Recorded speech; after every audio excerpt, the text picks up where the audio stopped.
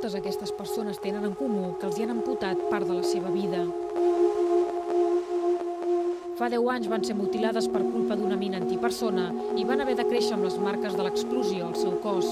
El fotoperiodista Gervasio Sánchez va decidir començar un projecte fotogràfic de sensibilització per denunciar l'existència d'aquestes mines i mostrar les seqüeles provocades a la gent. Vides minades 10 anys retrata l'evolució dels nens que van ser mutilats fa 10 anys i que ara ja són joves, com el cas del bosnià Adi, que és màgic.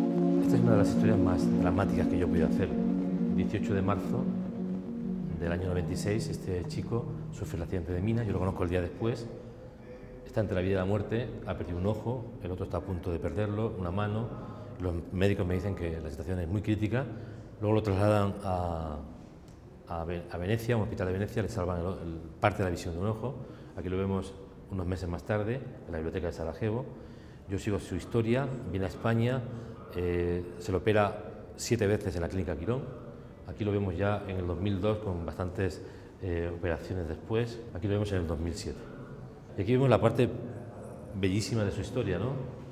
Ha conocido a una chica y aquí vemos el retrato con la que hoy día es su mujer. Desde noviembre del año pasado son marido y mujer, ¿no?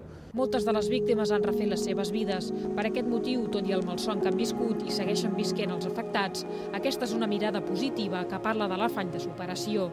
Tot i això, es calcula que hi ha 167 milions de mines antipersona plantades a 78 països de tot el món i que 15.000 persones pateixen cada any les conseqüències d'aquestes armes. A pesar de que hay un tratado internacional contra las minas, es el Tratado de Ottawa, esto ha servido mucho menos de lo que parecía. En el año 97, cuando se firmó el tratado, se puso como fecha tope para acabar con las minas el 2009. Bueno, Naciones Unidas acaba de decir que al ritmo que se está desminando habrá que esperar al 3009. Y esto está ocurriendo porque los estados firmantes, los estados parte del tratado, han incumplido a rajatabla con sus promesas, es decir, ayudar de una manera generosa a las víctimas y al desminado. Sánchez vol continuar retrobant-se amb les mateixes víctimes per seguir-ne la seva evolució i saber com els ha anat la vida.